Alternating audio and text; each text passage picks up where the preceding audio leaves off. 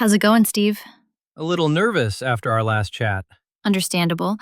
Hopefully, what we covered today won't make you feel even more nervous, but it might. Okay, hit me with it. We talked last about the importance of assuring data integrity in the product registry when working with test labs that are uploading data. Today, we'll cover the test request process and how it impacts data integrity. Now I'm more nervous.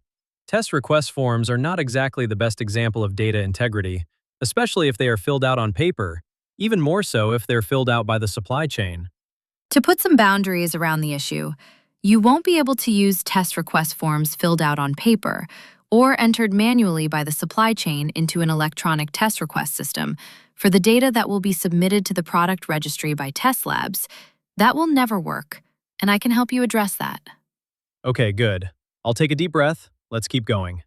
The test request form will need to be electronic and will need to be filled out by someone with two key qualifications. First, a full knowledge of the importer's CPSC eFiling program, and second, unquestionable data entry skills. That is the only way you can depend upon that data flowing through the test lab and into the product registry. It is also the only way to assure all of the necessary testing is completed for product certification.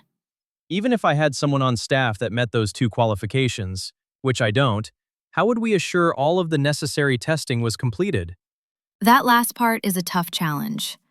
Labs receive test requests for all types of testing: full testing, partial testing, product performance testing, and so on. If a lab is going to submit data to the product registry, they have to know that from the test request form. If that form calls out specific tests and something was missed, the lab would have to know that it was an oversight, not intentional, not covered by some other test. Otherwise, your e-filing data will be missing a necessary citation code. And my shipment could be held at a port. Not feeling any better, Rexi. Take a few more deep breaths, but don't hyperventilate. There's more. More? The product registry contains product records and manufacturer records. If the lab is uploading data to the product registry, it needs to know if those records already exist for the test they're completing. Well, how are they going to know that? Only if you tell them. Yeah. On the test request form. Ugh. Maybe this will help. Forget about depending upon the test request form. Instead, use my services to manage all of the corresponding data. Have me submit it to the product registry, and then have the lab submit the citation codes to the product registry.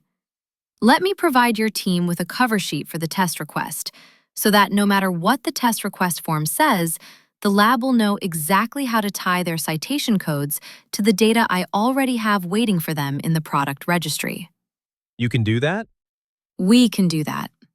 We work together to identify all of your data sources, consolidate that data into my data platform, review your purchase order data electronically, trigger test activity automatically, and get the data into the product registry awaiting the test results uploaded by the lab.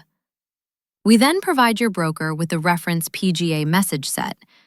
I can also receive that data from your lab directly, not use the product registry, and then we provide your broker with the full PGA Message Set. Rexi, you should have started with the last part and saved me the stress. Good point, Steve. I'll keep that in mind from now on. Next, we'll talk about data requirements, common sources for that data, and how we get the data into my platform. We'll also cover how to address any existing test results that will be used for e-filing this July.